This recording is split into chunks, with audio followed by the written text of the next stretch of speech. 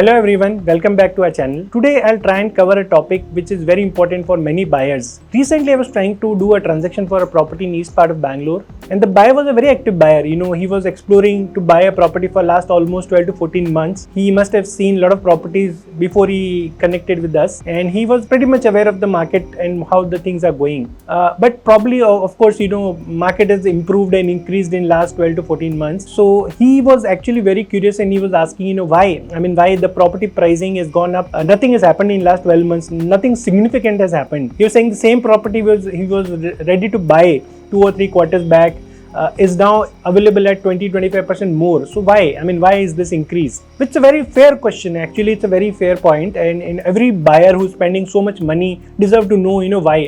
Why the property price goes up. I'll try and explain why a typical property prices goes up.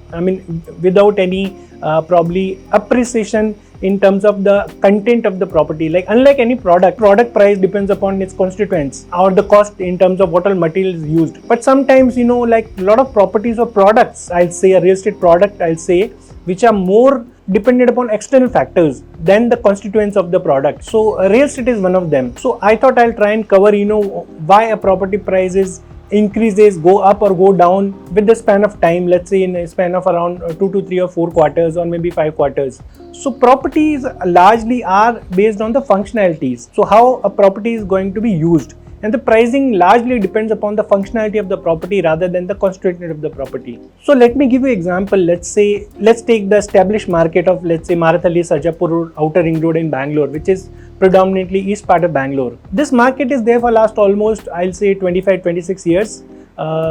Earlier there was nothing in this area. IT started in Bangalore in mid-90s, prominently from Electronic City on one side, which is hardcore South Bangalore, and Whitefield, which is on east part of Bangalore. So this belt was predominantly located between Whitefield and Electronic City market. This was also important because this was closer to the old airport of Bangalore, which was located near Yamlur. So there was nothing available in this area, and just to provide the connectivity, BDA, they took the project to build a outer ring road connecting, let's say, a south part of Bangalore to the east part of Bangalore going towards north part of Bangalore. This was primarily done between 1996-97 till 2002-2003. They took around 6 to 7 years to build this outer ring road, which was passing through, let's say, Marathalli, going all the way up to Silbo Junction, passing through Belandur area. That time there was nothing, just the road was built.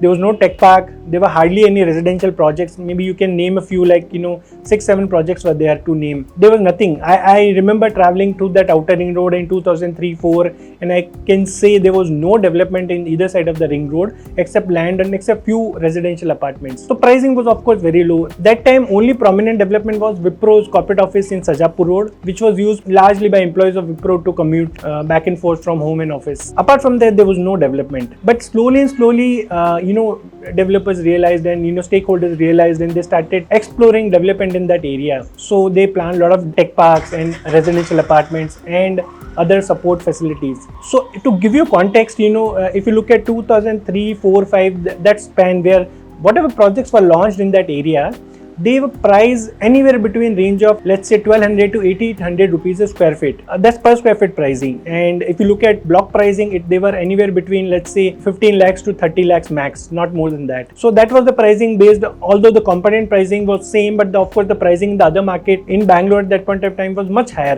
Pricing was probably 2x or 3x in those times. But because it depends upon location and functionality of the property, as I mentioned. Over a period of time in that decade, let's say from 2002 to 2010, that area witnessed a lot of development. So if you look at purely from residential perspective, the pricing saw upside of anywhere between 1500 in 2003-04 going up to 5 to 6,000 in 2007-08, probably 6,500 or so. So it was purely because the functionality aspect increased. So the pricing increased because people started using that area for various real estate needs, whether it's residential, whether it's office space, whether it's retail or healthcare facilities. Although it was at a very, very smaller scale. I was also one of them. I bought a residential house in that area, not only because of the development happening in that area, but also one of the important factor was it was also on the way to a lot of schools where I was planning to put my daughter for education. So that was like kind of evolution of real estate or properties in that micro market. We saw pricing going from, let's say, 1200 to 1500, going up to 6000, 6500 over a span of, I'll not say more than 6 to 7 years, not more than that. So it was a decent price hike based on functionality. Then there was a stagnation, there was kind of stagnation of pricing for 2-3 years because, properties which were available got sold and a lot of new launches were coming. So demand and supply was almost running parallel. So pricing increased when the demand is more than the supply. When the supply catch up with the demand, of course, the pricing will try to stabilize because of course a lot of options are available. So there was a equilibrium kind of scenario in pricing in that time frame, let's say from 2008 to 2011 or 12. Then again suddenly a lot of more demand came because a lot of tech parks which were under construction got delivered. So more and more employees started working from that area. By that time, one more thing happened, the international airport got shifted to North Bangalore. So that was a major trigger for the North Bangalore market, but it also affected the micro market because it was no more like a traffic chock-a-block because a lot of traffic was there because of the airport traffic. People used to go or come out from airport, and it triggered the development of IT in that area. So during that time frame when the price was almost stabilized, a lot of new tech parks got delivered. So more and more employees started working from that area. So suddenly you saw a lot of demand going faster than the supply, let's say from 2012 to 2015-16. So a lot of catch up happened, and of course pricing again started going up. So it increased, going up to 7,500, 8,000, 8,500 rupees also. A lot of new properties were launched. In fact, a lot of luxury properties were launched in that time frame which were ahead of their time, and they were priced at least I'll say 20-25% more than the market available at that time. But they got good traction and they got good response because by that time a lot of senior management employees of these companies started shifting there. They were open to shift from established micro markets like Koramangala, Indiranagar, Jayanagar, JP Nagar towards this area. So that was one of the rationale for price hike. It's not only depend upon the constituents as I said, but it also depends upon the functionality. Functionality not only means how you use the property, but it also depends who is using the property, like what kind of people are coming to buy the property. The same property functionality can depend upon the kind of usage it is.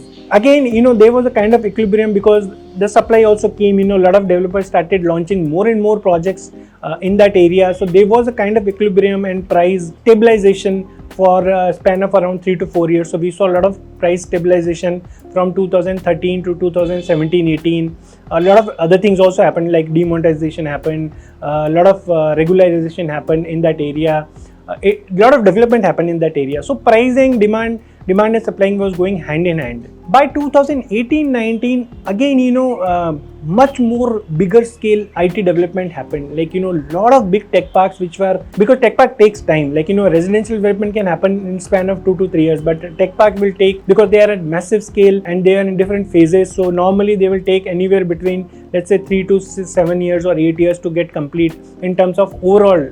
So a tech park can be anywhere between, let's say, 1 million square feet going up to 6-7 million square feet also. So we saw a lot of large scale development which was happening in that area, including some of the iconic companies from IT sector who opened their dedicated buildings or their own office, corporate offices in that area. So when that happened, again we saw upside. So we saw upside in, you can say, in the span of around 2019 to 2020-21. Although it was a year of COVID, but then, during the COVID also people realized the ownership is very much important. Rental market was down, of course, but then people realized and they wanted to buy more and more houses. The ownership aspect increased. It's a matter of functionality. Functionality means whether you want to rent a real estate and stay or you want to own a real estate and stay.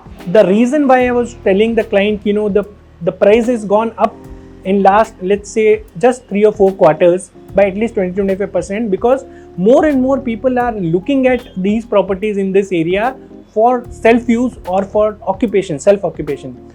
And not only that, a lot of people are buying more than one property, because of course, they are planning to stay here and they have the workplace here. They are also planning to buy properties for their families, like extended families. For example, their parents might come and stay here.